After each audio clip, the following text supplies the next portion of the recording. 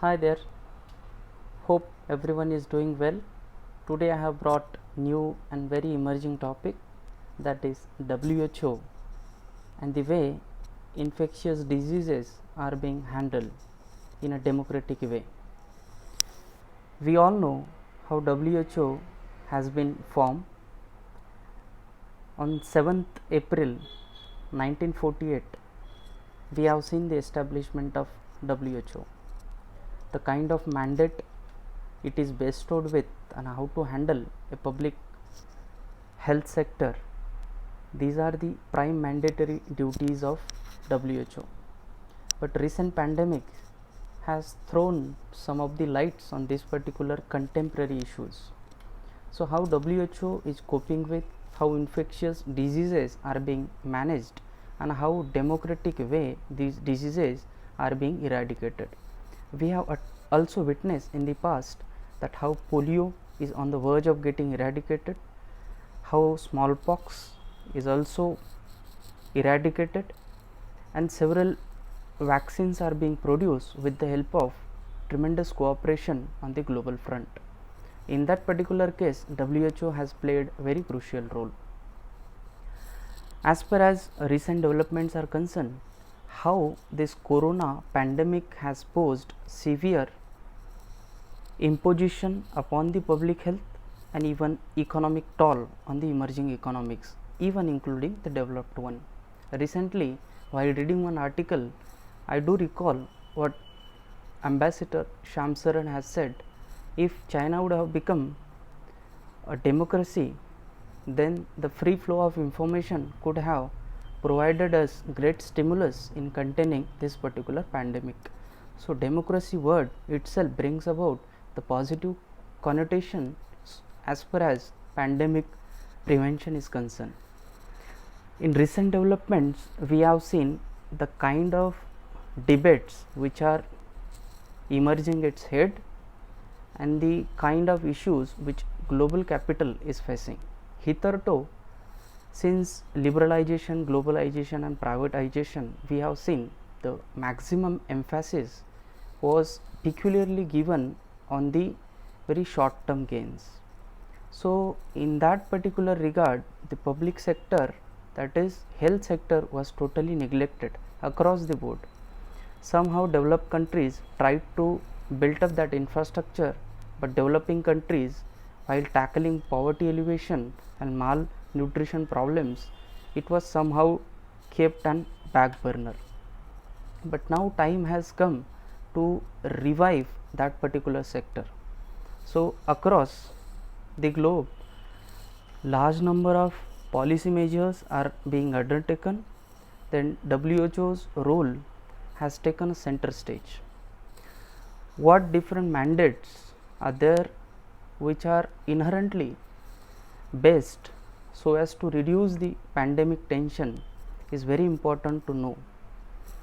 The last resort which WHO always has is to have a global cooperation.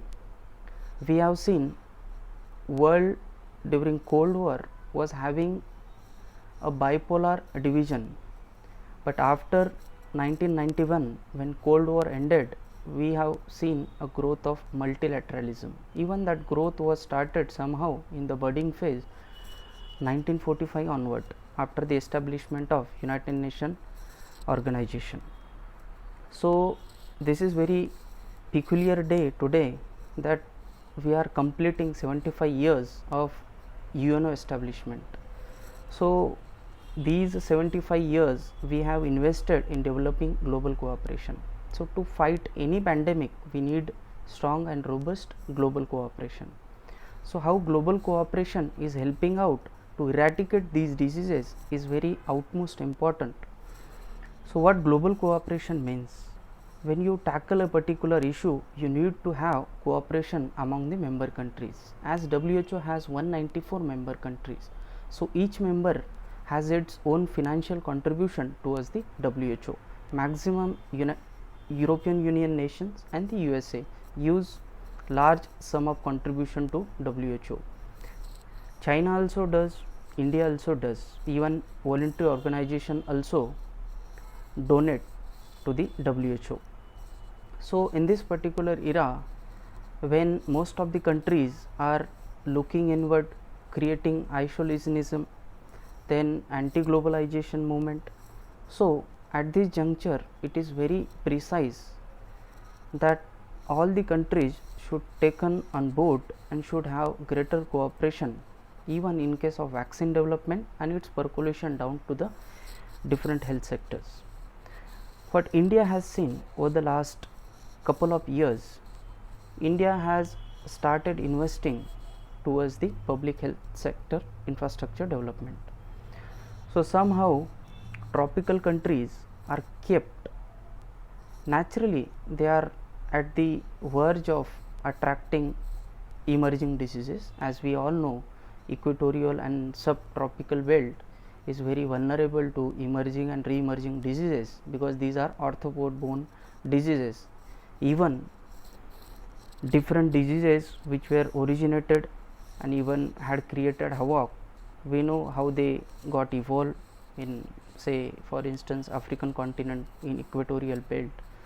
So as per as the concept is concerned, like global south, so this global south is having tremendous potential so as to tackle this pandemic, but this potential can only be explored when you have greater multilateralism, when all the stakeholders are coming together and paving way for creating a more human policy measures. So what other countries have done is nothing but to create a more humane and the public oriented policies.